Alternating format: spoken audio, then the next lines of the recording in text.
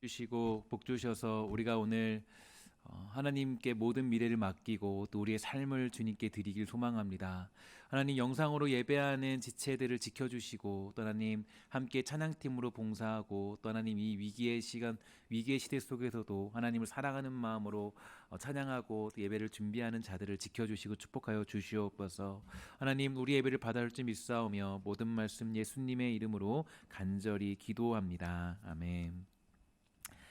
오늘 우리 함께 나눌 말씀은 로마서 7장 말씀입니다. 로마서 7장 7절에서 13절까지 말씀입니다. 로마서 7장 7절에서 13절까지 말씀입니다. 로마서 7장 7절에서 13절까지 말씀입니다.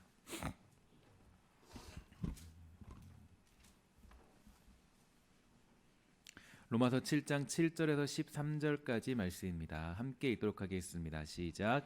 그런즉 우리가 무슨 말을 하리요? 율법이 죄냐? 그럴 수 없느니라. 율법으로 말미암지 않고는 내가 죄를 알지 못하였으니 곧 율법이 탐내지 말라 하지 아니하였더라면 내가 탐심을 알지 못하였으리라.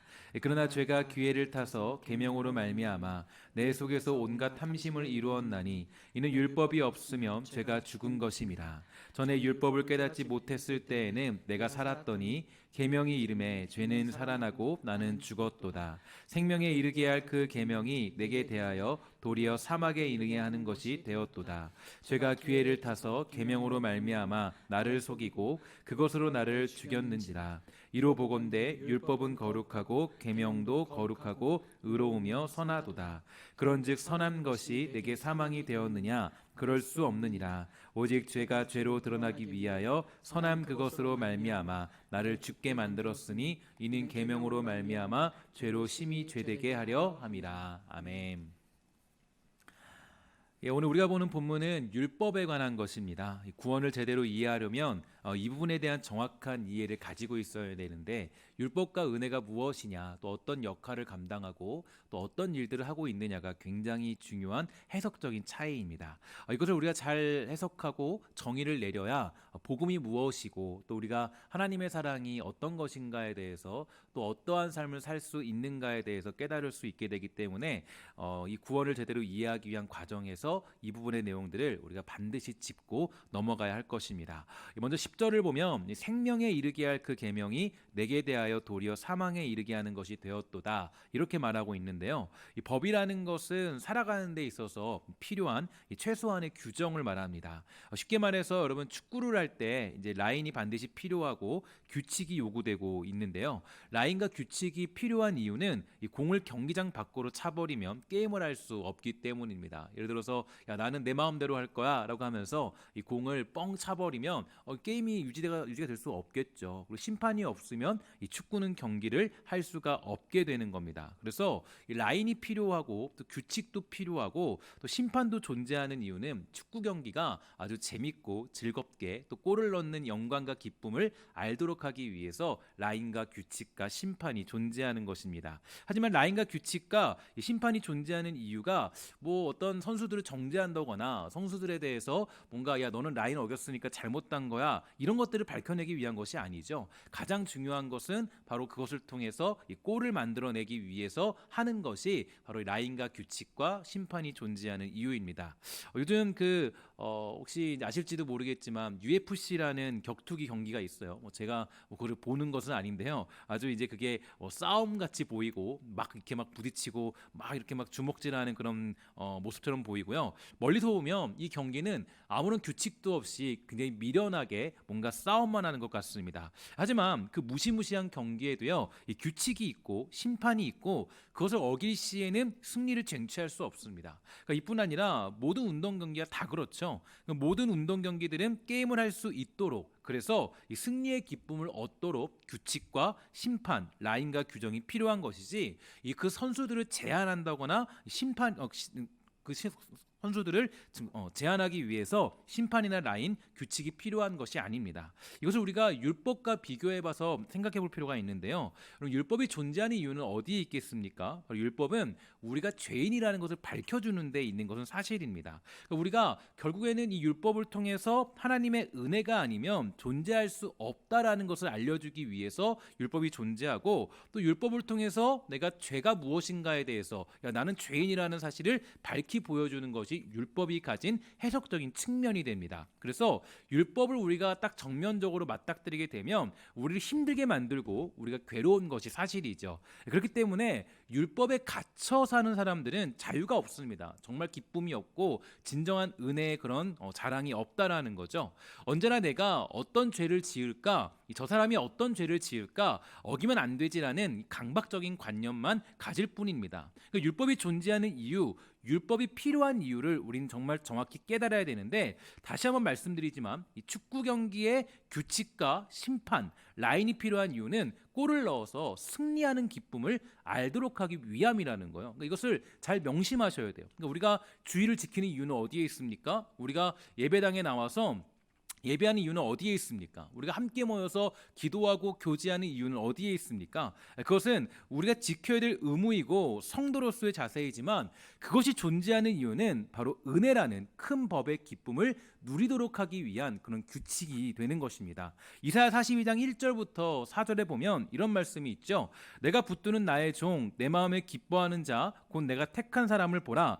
내가 나의 영을 그에게 주었은지 그가 이방의 정의를 베풀리라. 그는 외치지 아니하며 목소리를 높이지 아니하며 그 소리를 거리에 들리게 하지 아니하며 상한 갈대를 꺾지 아니하며 꺼져가는 등불을 끄지 아니하고 진실로 정의를 시행할 것이며 그는 쇠하지 아니하며 낙담하지 아니하고 세상에 정의를 세우기에 이르리니 섬들이 그 교훈을 앙망하리라. 아멘. 이렇게 말하고 있습니다. 그러니까 다시 말해서 이 하나님께서는 이 자기 아들을 이 땅에 보내시겠다라고 말씀하시는데요, 약속하셨죠. 근데 잘 보면요, 이 나의 종의 역할이 중요합니다. 그러니까 나의 종의 역할은 뭐냐라고 했을 때 이제 그 역할이 뭔가 보니까요, 상한 갈대를 꺾지 아니하고 꺼져가는 등불을 끄지 아니하고 정의를 세울 것이다라고 강조해주고 있어요. 그러니까 이제 그 율법에서 훨씬 더 큰 법, 큰 은혜의 법을 가진 그 나의 붙드는 종이 이 땅에 왔을 때는 그 존재는 상한 갈대를 꺾지 않는데요. 그리고 꺼져가는 등불을 끄지 않는데요. 그러면서 뭘 하냐면 정의를 세운다라는 거예요. 이게 우리에게 굉장히 중요한 얘기인데, 왜냐하면 율법이라는 것은 원래 이 상한 갈대를 꺾어버림으로써, 그러니까 등불을 꺼버림으로써 뭘 할 수 있냐면 정의를 세울 수 있습니다. 그러니까 무슨 얘기냐면 율법이 율법됨을 밝혀내야, 너가 잘못했다는 걸 얘기해야, 그래야 뭐 할 수 있는 거예요? 이 율법이 정의를 세울 수 있고 공의를 세울 수 있는 거예요. 근데 여기서는 뭐라 그러냐면 상한 갈대를 꺾지 아니하고 또 이 꺼져가는 등불을 끄지 않으면서 정의를 세우는 나의 붙드는 종이 너희들이 갈 것이라고 그 약속의 종에 대해서 설명해 주고 있습니다. 그 얘기는 이 부분에서 쇠하지 아니하며 낙담하지 아니함으로써 이 땅에 정의를 세우겠다라고 말씀하시는 겁니다.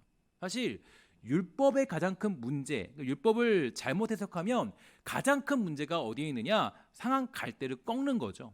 꺼져가는 등불을 꺼트리는 겁니다.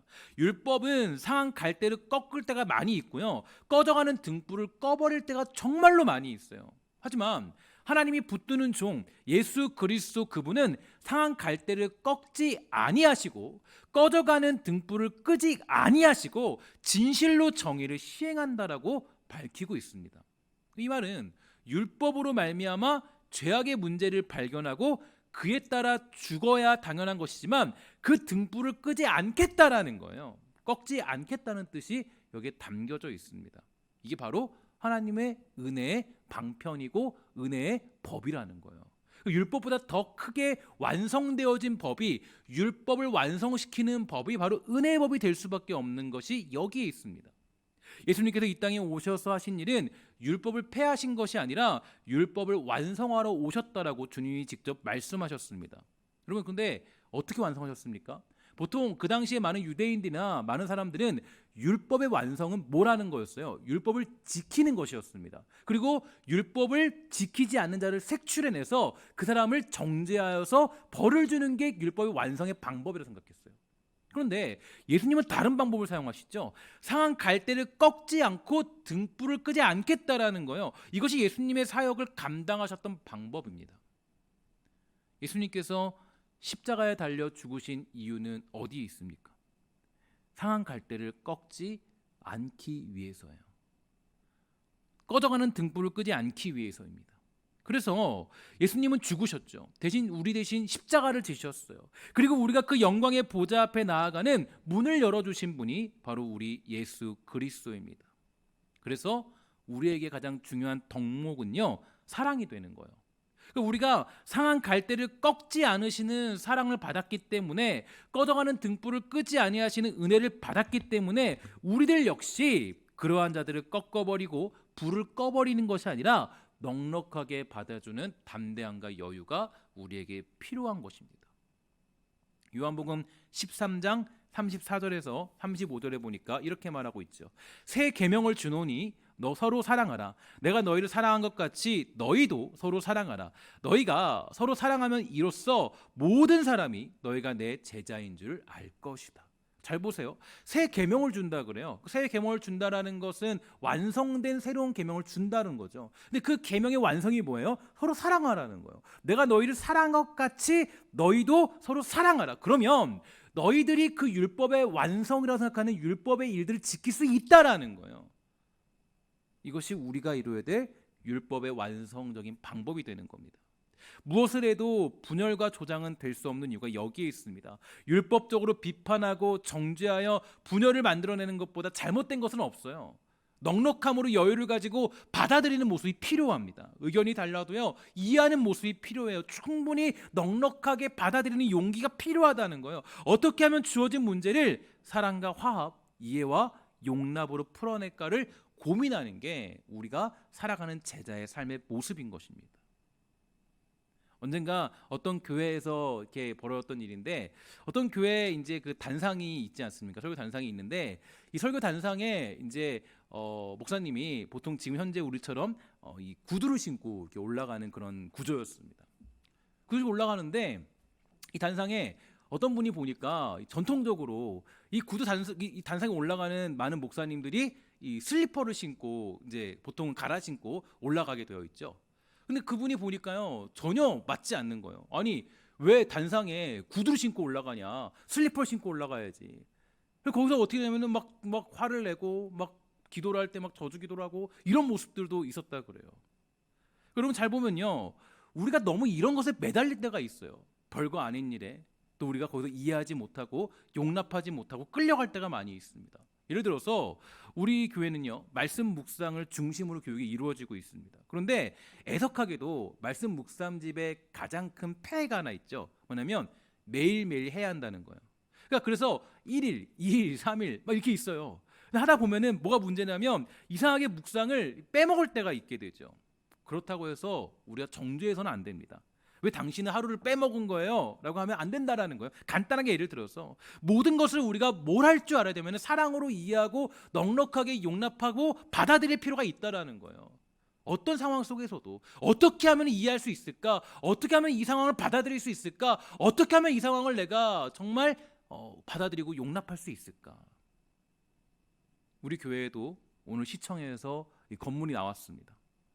교회가 감염 예방 수칙은 잘 지키고 있는지, 문제는 없는지 점검을 나왔는데, 이러한 때 저 사람들 왜 온 거야? 이런 식으로 인상 쓸 필요가 없어요. 받아들이고 이해하고 그러면 됩니다. 그래서 제가 이 오늘 예배를 준비하면서도요, 사역자분들에게 간곡히 부탁을 드렸어요. 오시면 우리가 사랑을 다해서 최고를 다해서 환영하는 마음으로 받아들이고 사랑을 베풀고 설명을 잘 해드리라. 굳이 우리가 논쟁할 필요가 없습니다. 제가 사실 이 부분에서 가장 약한 부분이 하나 있는데, 제가 이제 게임을 하거나 이 운동을 하다가 지면요, 굉장히 화를 잘 내는 편이에요. 오기가 굉장히 많이 있습니다. 이길 때까지 해야 돼요. 그러니까 그래서 저와 게임을 해보거나 운동을 해본 사람들은 목사님 너무하신 거 아니에요? 라고 묻기도 할 정도로 아주 거기서 지는 걸 못 참습니다. 제가 이길 때까지 해야 돼요. 하지만 그럴 필요가 없죠. 우리가 조금 더 진자의 여유를 가질 필요가 있습니다. 꼭 내가 승리해야만, 내 의견이 관철되어야 승리한 것이 아니에요. 내 의견이 꼭 반영되어야만 나는 정말로 승리한 것이 아닙니다.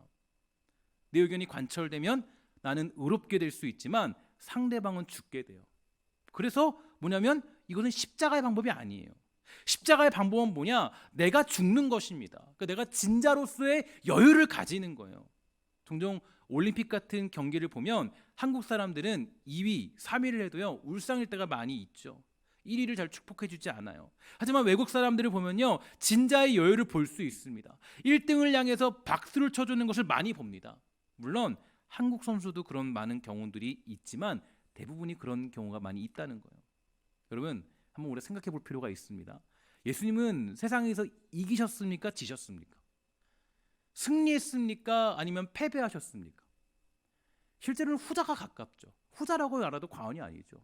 우리는 승리했다고 얘기하지만 세상이 봤을 때 예수님은 패자입니다. 세상이 봤을 때 예수님은 지셨어요. 예수님은 승리하지 않았어요. 예수님은 정말 그 권력 앞에 완벽하게 무너지셨습니다. 예수님은 그 공격 앞에 완전히 잡혀가서 개처럼 끌려가가지고 완전히 괴롭힘과 수많은 고난과 수모를 당하셨어요. 그 당시에 십자가의 처형은요 정말 상상할 수 없는 그런 자들에게만 주어지는 최악의 사형 방법이에요. 예수님은 그 길을 택하셨어요. 그럼 이게 우리에게 굉장히 중요한 도전입니다. 사실 우리는 누군가를 이겨먹는 걸 좋아하죠. 우리는 누군가의 어떤 그런 것들을 이겨내는 걸 좋아해요. 사실 이게 율법의 방법입니다. 율법의 방법은 당신이 틀렸어, 나는 옳았어, 이걸로 이제 뭔가를 만들어가는 게 율법의 방법이에요. 근데 예수님, 즉 하나님께서 이 붙드는 나의 종, 그분이 오셔서 이루신 것, 상한 갈대를 꺾지 아니하시고 정말 꺼져가는 등불을 끄지 않는 방법은 바로 예수님이 지는 것이었습니다. 그럼 이게 우리에게는 정말 중요하게 요구되어지는 제자의 방법이라는 거예요. 예수님은 베드로에게 아주 뼈를 때리는 말씀을 하시죠. 내가 지금이라도 12군단의 천사를 불러서 이 땅을 심판할 수 있다는 것을 모르느냐? 칼을 집어넣어라. 이게 예수님의 방법입니다. 옳은 것은 좋은 것이죠. 그러나 옳은 것은 상대방을 죽여야 옳은 것이 드러납니다. 그러나 옳은 것은 상대방을 죽여야 그것이 드러나요. 칼을 뽑아야 돼요. 칼을 뽑으면 내가 옳다는 것이 드러납니다. 하지만 예수님이 택하신 것은 내가 칼을 맞는 것이었어요. 내가 지는 것이었어요. 곧 세상에서 살아가는 제자로서의 모습은 십자가의 길을 걷는다라는 것은 우리가 예수님의 길을 걸어가기를 훈련하고 그 일을 감당하는 것이에요. 꺼져가는 등불을 끄지 않는 것, 상한 갈대를 꺾지 않는 것. 상한 갈대는 어떤 사람들이에요? 정말 뭐 그 당시로 따지면, 또 꺼져간 등불은 그 당시로 따지면 정말 사람들에게 수많은 율법 가운데 소외되던 정죄받던 사람들을 의미합니다. 근데 그 사람들을 꺾지 않겠다라는 거예요. 그들의 모든 죄를 내가 다 짊어지고 그 길을 걸어가겠다라는 거예요. 이게 뭐냐면 바로 예수님이 우리에게 가르쳐 주신 삶의 방법이 됩니다. 그러니까 우리는 예수님이 왜 십자가의 길을 걸어줬는지를 알아야 돼요. 예수님은 왜 그 길을 걸으셨습니까? 그것이 곧 결국에는 승리할 길이라는 것을 아셨기 때문입니다. 최근에 저도 여러모로 이 교회가 억울한 부분도 있고 한 교회 담임 목사로서 이 땅에 돌아가는 현재 이 시국이 굉장히 좀 안타깝고 화가 났습니다. 아니 왜 자꾸 교회만 가지고 그러는 거야? 자꾸 왜 교회를 콕 집어서 교회가 문제다, 교회 예배 드리는 거 사람들 문제다, 이렇게 왜 자꾸 그러는 거야? 교회가 뭐 잘못해서 코로나가 창궐한 건가? 아니잖아요. 우리 확실히 너무 잘 알고 있잖아요. 정부를 원망하기도 하고요. 실은 반박하기 위해서 사실은 마음속에 증오도 있고 막 화가 막 치밀어 올랐어요. 정말 너무 화가 났어요. 근데 저는 오늘 본문을 준비하면서 다시 한번 저를 돌아봤습니다. 결단해봤어요.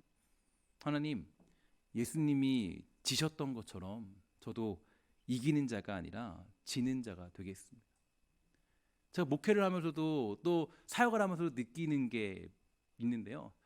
정말 그때마다 늘 느끼는 것은 저도 이기고 싶죠. 뭐 정말 제 주장도 관철하고 싶고 제가 힘을 써서 막 화를 내고 싶고 막 여러 가지 하고 싶죠.